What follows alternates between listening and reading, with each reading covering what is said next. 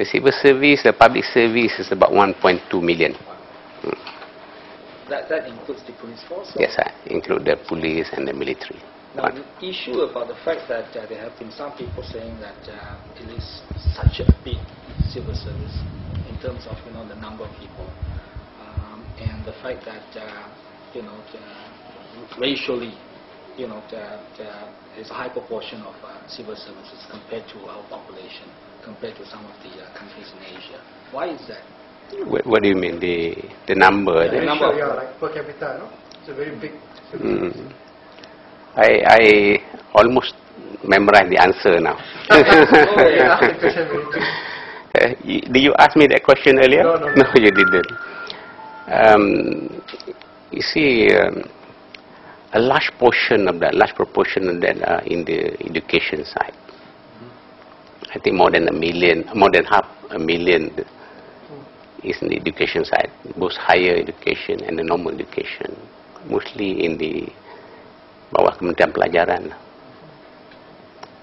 I think the reason for that is because we have many school-going children, and yet our class size is pretty big as well. My son, who is in Form 5, his class is like 43 in the class, which is quite big in the class. Teachers could not really concentrate on the students. Ideally, it should be much smaller. In developed countries, the number is much smaller. When I was posted to Washington, D.C., for example, my daughter, when she entered her class in October, because the session started in September, she was the last addition to the class. She was student number 13. So is that. Maybe we will not be able to go to that class size.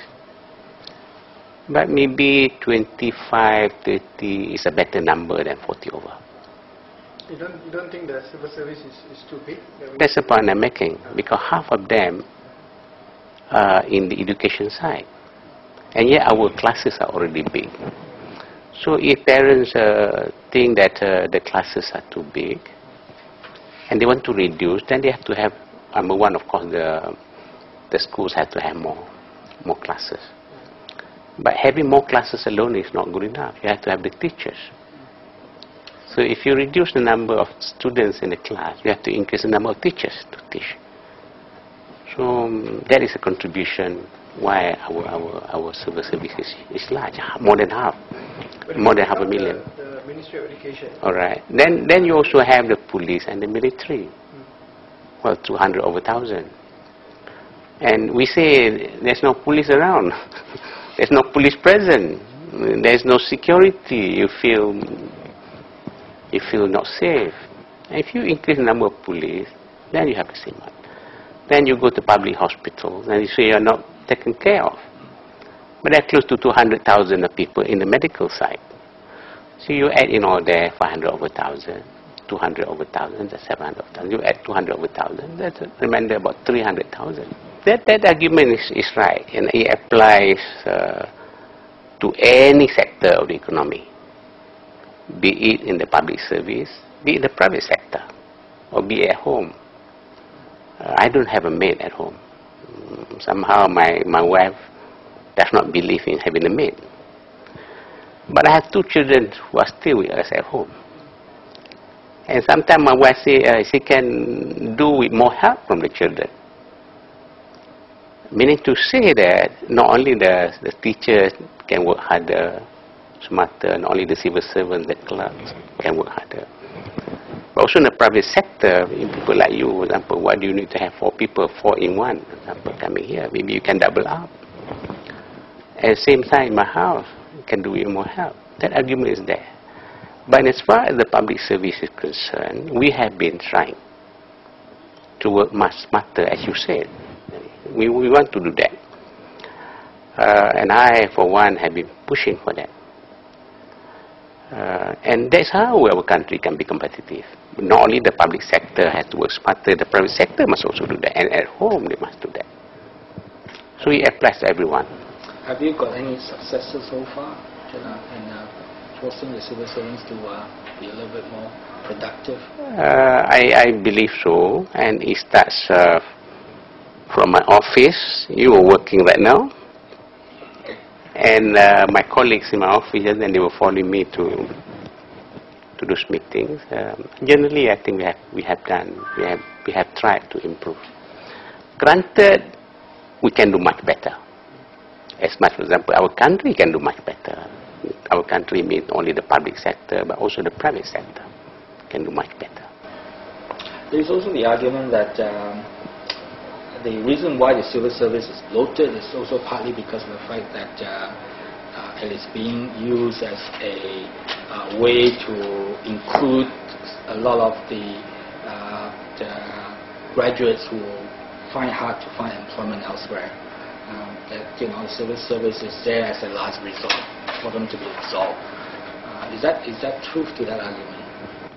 During certain times, yes. When the economy is bad, when they cannot get employment elsewhere, and it's important that that people get employment, because even in developed countries right now, for example, where we are experiencing economic difficulties in the world, other countries are doing that, including developed countries. Therefore, in the context of where business, private sector are not absorbing as many, in fact, some of them are discharging a number of their long-time employees, someone needs to take it out.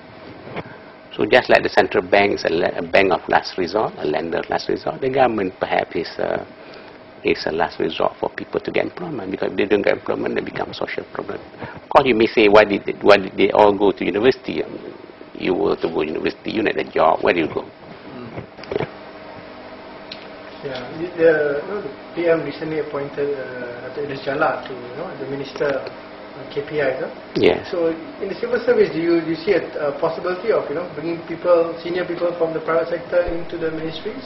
We have been doing that. And the Prime Minister also announced in April, when he met the public officials at MAPA 10, 29 of April, and again on the 27th of July, he mentioned about that. There's a exchange of officials, our officials, 20 of them going into the private sector, particularly GLC, and about the same number of people coming from GLC into the government. That is one of the programs.